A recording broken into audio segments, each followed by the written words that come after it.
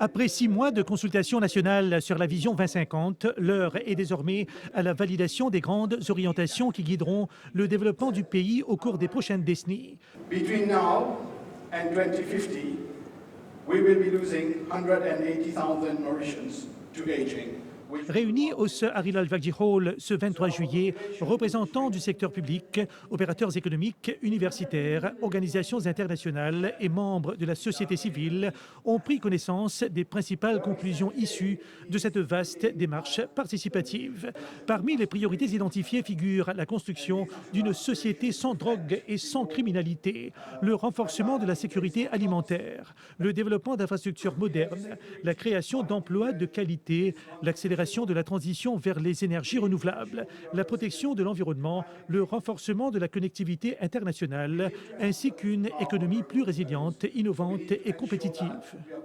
Nous avons ce qu'on appelle 50 by 50. Qu'est-ce qui veut dire 50 by 50? C'est une économie qui vaut 50 milliards de dollars d'ici 2050. Aujourd'hui, Maurice est une économie de 15 milliards de dollars, basée sur nos bonnes croissances qui nous fait dans le passé. 50 milliards d'ici 2050 est possible, mais nous devons travailler vers ça. Travailler vers ça pour qu'il nous adresse les contraintes qui nous fait face aujourd'hui et nous rassure nous qui de tout contribuer dans ce processus de développement. So for me, I'm wondering, are we shifting towards a new model? Les intervenants ont souligné l'importance pour Maurice de se doter d'une vision commune et à long terme capable de transcender les cycles politiques et de répondre aux défis des générations futures. Everything in there, is that vision clear enough for a country? C'est un visioning exercise qui peut montrer Maurice en 2050. Moi, je pense que c'est une très bonne initiative. Il donne le pays direction. Moi, j'espère que le gouvernement donne le moyen et donne l'institution pour l'implémentation. Mais c'est un très bon exercice. Tu bien faire ça avant. Pour achieve tout ça, nous avons besoin d'un very strong human capital. Aujourd'hui, tout le monde peut skills. Donc, skills, besoin together with higher education. Tout ça là pour faire un human capital adapté pour capable adresser un challenge pour Vision 2050.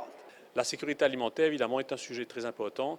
Il faut essayer de voir comment est-ce qu'on peut tirer la meilleure utilisation de l'utilisation des terres à Maurice. Il est très important que tout à chacun dans nos populations de sentir belong to that vision.